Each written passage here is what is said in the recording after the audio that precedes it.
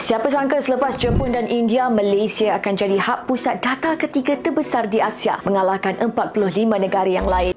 But guess who is winning this chip war? Not America, not China, Vietnam, Thailand or India. As of today, it's Malaysia. In 2023, Nvidia partnered with Malaysia's infrastructure group YTL Power International Limited. Tahniah buat negara Malaysia sudah membuat iri negara-negara tetangganya.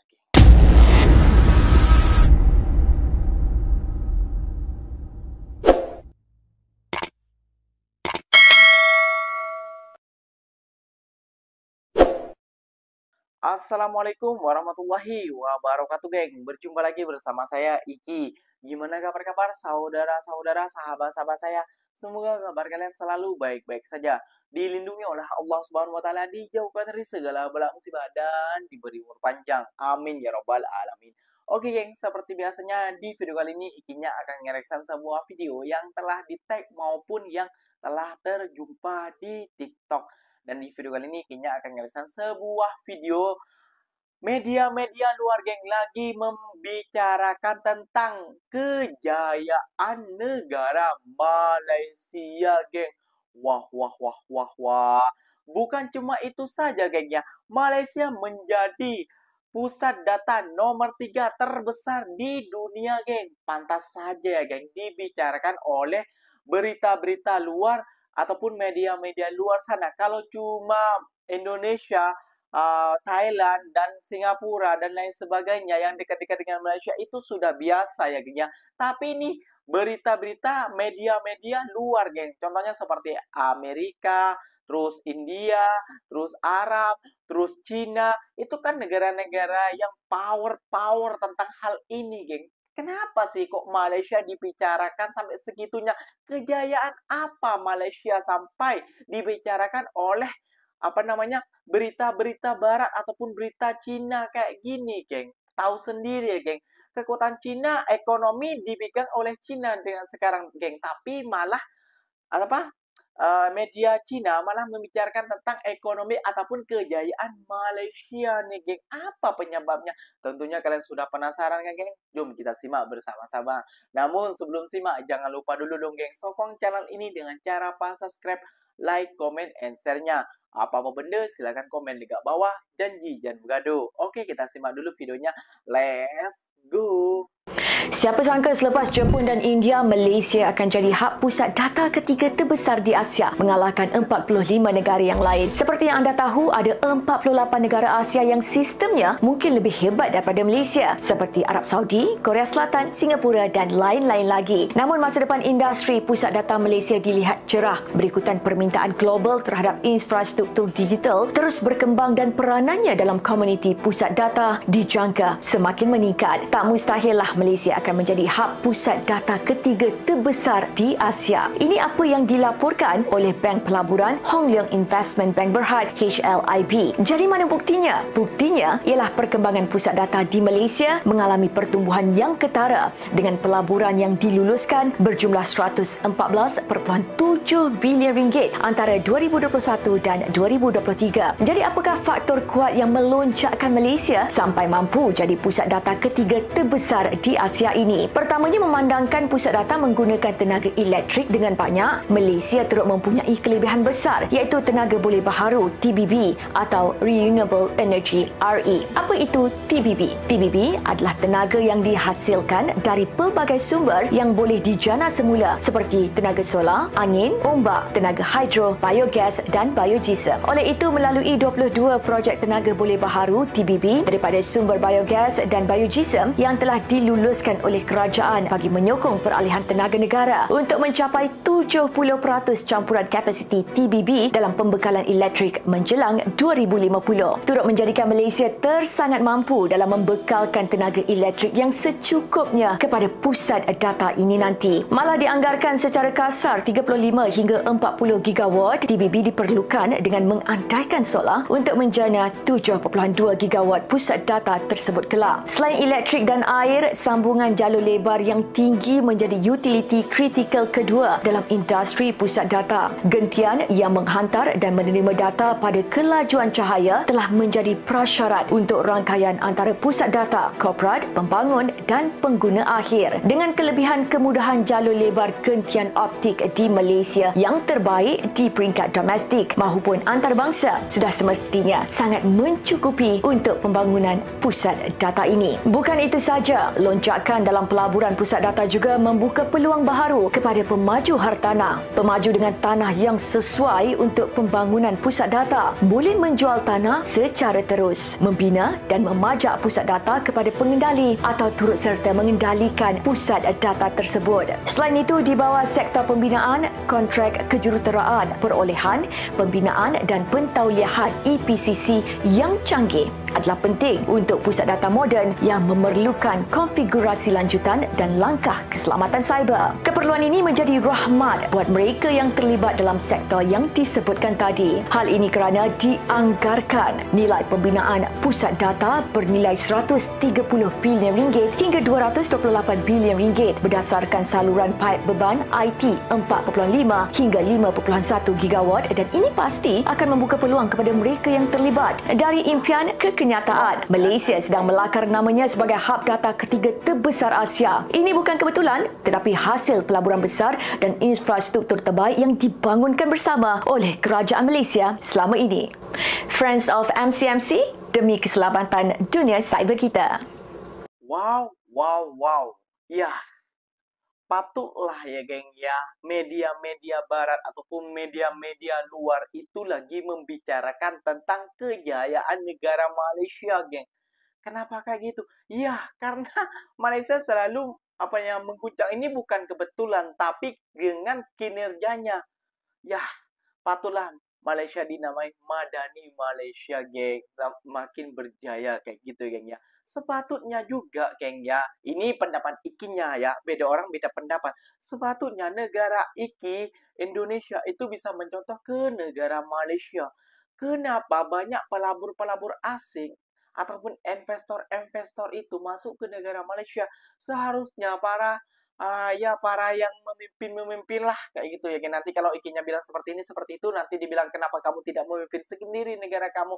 Ini kritikan rakyat kayak gitu. Lihat tadi kalau banyak pelabur-pelabur seperti itu, kan banyak peluang pekerjaan untuk kita juga, untuk rakyat Indonesia juga kayak gitu loh. Untuk sampian para netizen-netizen yang nganggur cuma kayak gitu loh, geng ya. Daripada kalian barang, oh iya ya benar juga ya, lebih baik kita memikirkan kenapa Malaysia bisa, kenapa kita tidak bisa. Seharusnya kita harus mengambil ilmunya ataupun bisa mencontoh kepada negara Malaysia yang banyak pelabur asing masuk ke Malaysia. Kayak gitu, geng, aslinya. Kita harus belajar tentang hal itu juga ya, geng, ya. Oke, geng, Ikinya akan mereaction sebuah video lagi. Ini media-media luar dari Cina, India, Arab, terus ya Thailand, terus mana lagi lah. Pokoknya Eropa juga lagi membicarakan tentang kejayaan Malaysia, geng. Jadi Malaysia ini makin mendunia, geng. Wah, ini diam-diam kali ubi nih, geng. Jom kita simak saja, geng. But guess who is winning this chip war? Not America, not China, Vietnam, Thailand or India. As of today, it's Malaysia. An old player in the chip-making game, though not talked about so much. Malaysia is fast becoming a favored destination for chip manufacturing. Companies are pouring in billions of dollars. Intel, for instance, is planning to invest $7 billion in Malaysia. German chip maker Infineon is bringing in another 7. NVIDIA, the company at the forefront of artificial intelligence chips, will spend $4.3 billion in Malaysia. There are other firms as well. Austria's AT&S, Texas Instruments, Ericsson, Germany's Bosch, America's Lam Research. All these firms are investing in Malaysia. They're pouring money into 3 regions in particular. Penang, known on the tourist circuit for its beaches, and the nearby states of Kedah and Perak. Now, these areas are drawing in the who's who of chip makers. The obvious question, I guess, is why? Why has Malaysia become the go-to destination for semiconductor investment? Well, because it has a head start. The chip war may be making waves now, but Malaysia has been a chip-making hub for more than half a century. Executives at companies that make semiconductors are trying to keep up with relentless demand. They are seeking out manufacturing hubs to make the devices that power everything from generative AI to electric vehicles. And many are turning their eyes to one Southeast Asian country in particular. NHK World's Lim Ling Fong has the story. 3, 2, 1. Executives from a top German semiconductor firm were in Malaysia this summer to celebrate the opening of a new plant. Their firm spent around $2 billion building it. They plan to produce chips for EVs and other high-tech products there. And they are not the only ones. Semiconductor firms from the US and Europe are pouring money into Malaysia. คือทุกรายที่ประกาศว่าหรือมาลงทุนในประเทศไทยหรือประกาศว่าจะลงทุนในประเทศไทยเนี่ยเขาไปลงทุนในมาเลเซียแล้วก็ประกาศตัวเลขแล้วนะครับมี Amazon Google Nvidia นะครับ Facebook ByteDance แล้วก็ Intel แล้วก็มากกว่านี้อีกอันเนี้ย30,000 ล้าน US นะครับซึ่งตัวเลขเนี่ยนัยยะที่มันสำคัญของมันนะครับก็คือว่าก่อนหน้านี้ถ้าเราคิดถึงเรื่องความเป็นหับทางเทคโนโลยีของอาเซียนเราจะต้องคิดถึงสิงคโปร์นะครับแต่ว่ารอบนี้มันคือกลายเป็นรอบที่เงินมันลงที่มาเลเซียมากกว่าสิงคโปร์นะครับแล้วจากการที่เราได้พูดคุยกับรัฐบาลของมาเลเซียอันนี้เขาก็อวดมาไม่รู้จริงหรือเปล่าเขาก็บอกว่าตอนนี้เขามั่นใจว่ามาเลเซียเป็นหับทางด้านเทคโนโลยีทางด้าน AI และทางด้าน Data Center ของอาเซียนแล้วเราก็ถามว่าแต่ว่าก่อนหน้านี้มันมีการลงทุนในสิงคโปร์มาก่อน In 2023, NVIDIA partnered with Malaysia's infrastructure group YTL Power International Limited to introduce Malaysia's fastest supercomputer by mid-2024. Manufactured by NVIDIA and YTL, this supercomputer will utilize NVIDIA's H100 Tensor Core GPUs and will employ NVIDIA's AI enterprise software to streamline AI production. Wow. Tahniah buat negara Malaysia. Sudah membuat iri negara-negara tetangganya. Kayak gitu. Kenapa IG-nya bisa bilang begitu? Ya, siapa sih nggak mau? Setiap negara itu ingin banyak investor masuk ke negaranya. Kenapa? Ya, supaya banyak juga peluang pekerjaan untuk rakyatnya. Kayak gitu. Kalau sudah banyak peluang pekerjaan, contohnya seperti Malaysia akan mengimpor kayak gitu, pokoknya mencari masuk pekerja asing untuk bekerja di negaranya. Jadinya makin banyak lah para investor kayak gitu. Contohnya Apple, TikTok dan lain sebagainya, Tesla itu makin banyak gitu. Karena dipercaya oleh perusahaan-perusahaan besar. Wah, kalau daripada investasi ke ini lebih baik ke negara ini nih. Kenapa? Karena banyak investasi besar banyak sudah berlabur ke negara ini. Apakah tentang keamanan, apakah tentang kepajakan, ataupun tentang lain-lainnya, sikap disiplinannya di negara, hukum dan tata-tatanya, pasti tentang hal itu, geng, kayak gitu ya, geng ya. Dan bila IG-nya tersilap kata tentang hal ini, ya silakan tegur IG-nya di kolom komentar karena minusnya IG dalam mencari informasi. Ini cuma angan-angan ataupun teori daripada IG-nya semata, pandangan IG-nya kayak gitu ya. Kalau buat kalian daripada netizen daripada Indonesia yang menganggap IG-nya menjatuhkan, menjelekkan negara kita, waduh, itu paling tersalah kalian. IG-nya itu ingin negara kita itu seperti negara Malaysia yang banyak